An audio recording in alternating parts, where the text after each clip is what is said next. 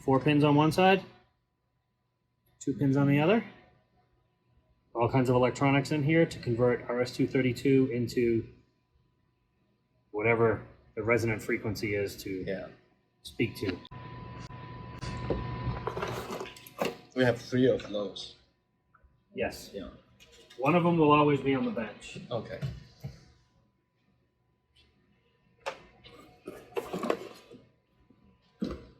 So this is that silver box. The simulator. This is just USB, so we just stick it in anywhere. This red light is on. That's always something to look for right before you dive. During your pre-dive checks, they'll ask the ROV team to turn on the ICLs, and that should light up red, means it's getting power.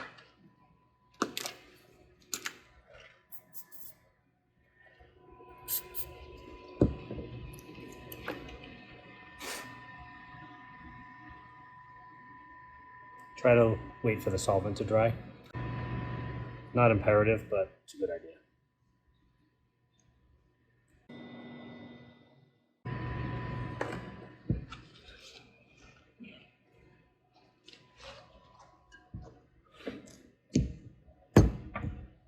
So as I said before,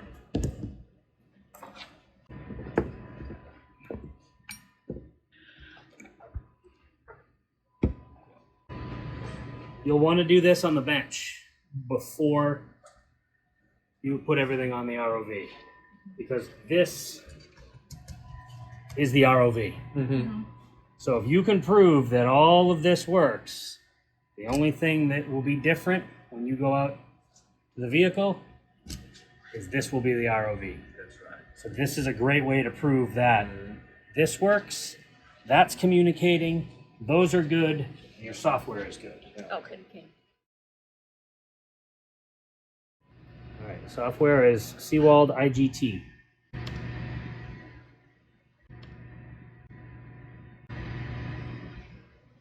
That's normal.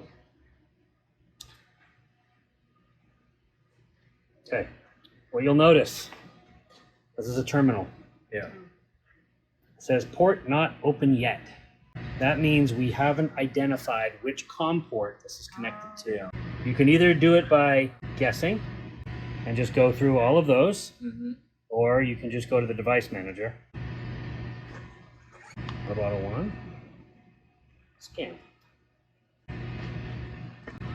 Nothing's happening. So we'll try to do the ports. Okay, good. Good. We So got it. port 2 is COM11. Sometimes if the COM ports are too high, this can't recognize it. So this is what you want to see. You want to see whatever that garbage is, water bottle 1, and this is an ASCII code giving you all of this information. It's giving you the temperature of the thermocouple, and it's also giving you a reference temperature. And the reference temperature, if we walk over here, we're reading a voltage for the thermocouple. And when you connect copper wires, that connection can induce a voltage. Okay. So you need to do what's called a reference temperature. So we have a thermistor inside here that measures the temperature of that junction and corrects the temperature here for the temperature of that junction. Okay. So if you look at that screen, I'm gonna grab this, watch the reference temperature. It's going up, right? Yes. Because I'm holding on to that housing, causing that reference temperature go up, which should be keeping the thermocouple temperature the same. And if I grab the thermocouple, it's still working. Now that probably won't work subsea because those aren't on top of each other. But if it's not working, what you'll get is this return. Water bottle 1, water bottle 1. It's just not talking. 请看一下这个，它现在把它移开了。开了，就 not talking to each other. So they're not it's not communicating right now, and that's what it's telling you. If we put this back on, Communicating. a very important thing when you're sampling is if you have lousy communications, and unfortunately I don't think I can recreate it here, you will get like pound J7 or something like that for the temperature.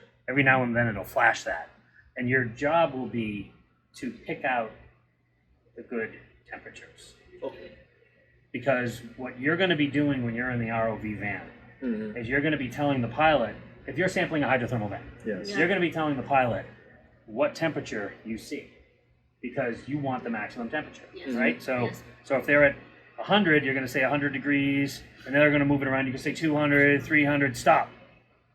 And that's where you want to set, and you want to get a nice solid temperature. Mm. So we're scanning, everything's good, reference temperature. It'll also record the Tmax, Tmax is the maximum temperature. Yeah, So when I was How much holding on to less? the thermocouple, Yeah. they got up to 30.62 degrees. Yeah. Oh, So this gives us a very nice indication. Right. yeah. Now I'm going, so the battery is 12.2 volts, so that one's actually a little low. Mm-hmm. Still fine, but a little low. All right, now we have all of this stuff lit up, which we didn't have before. We've got open, close, and prime. Mm. If you hit open, it is going to turn the valve at maximum amperage, which is about 800 milliamps. When you close the valve, it's going to do a maximum of 800 milliamps, because that's the maximum. What we do before we dive is we prime. Mm-hmm. So the prime closed milliamps 500. The reason we do that is if you close it at 800 on the bench and you try to open at 800 at bottom of the sea, it may not open. Things are colder, batteries aren't as strong when it's 4 degrees out. So we close it at 500 milliamps, which with a new valve like you have should hold full pressure, no problem. Okay. 500 should hold 7,000 psi. Mhm. I've tested it. It should hold. But we prime it to 500. So because we're about to dive, we're going to prime it to 500. And you're going to watch that. 100, that's great. 100, 200, 300 milliamps while it's closing. It's turning. You can see where the command was sent. You can see where the return said, I accept it. And now it's just doing its thing. It's closing. It hit 438 milliamps. Pretty close to 500. That means it's closed. And if you listen carefully, I bet you can hear it whining. Can you hear it whining? No? All right. At 800 you can. So now that's so we can let it go for 3 seconds left. Mm-hmm. So at 10.4 with batteries on, I would not use these batteries. So if we were communicating with water bottle 2 instead of water bottle 1, it would return water bottle 2. Mm. It returns whichever one you're Okay. telling it to talk to, even though we're talking to 1. Let's put it back on 1. Now it went to 1. It's sample. So it's opening. It's opening. So it's, Yeah. yeah. 133, 145, anywhere around 200, plus or minus is great. This is just a little status bar. And when it closes, you will hear it. Okay. Because 800 milliamps of torque is a lot of torque. So now it's filling, it's waiting. Okay. Fill, it's just waiting. When you start to fill, when you will see the temperature drop. Yeah. I don't know why it does that. It doesn't mean you're getting seawater. It just, for some reason, it drops. It has to do with, I think, the communications. These electronics and the software was built in 1998. It's very old. There's not a lot of sophistication to it. But it's quite reliable. So fill means that the valve is totally open, Totally open. and then and fluid is coming. Fluid is coming in. Yeah. It's just waiting for another 48 seconds. Oh, 48 seconds. So it's open in 30 seconds. It fully opens in 30 seconds. And then But lasts for. but in like 5 seconds, it's going to be open and filling. Okay. Because as soon as you get that valve off the seat, Yeah. it's just an on-off. Uh-huh. You're only opening it for the full 30 seconds to just make a nice wide pathway Yeah, that's for right. things to go through. 11 more seconds, and it's going to close. Mhm. And it's going to close at full power. Yeah.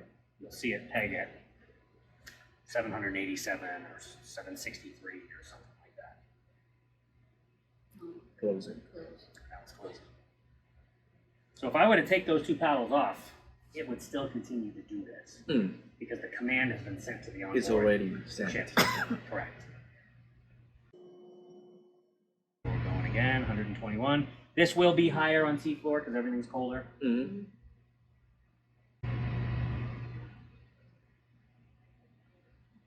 660. Yeah, Gear whining, 797.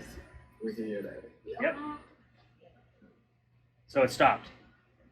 We always, after that does that, we give it another tap. I'm not going to do it here. Close. We give it another tap and let it close for another 30 seconds. Okay.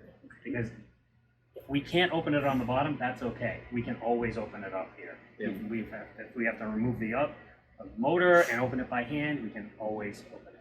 So we just want to make sure that that sample is locked into that sampler. So now we're good.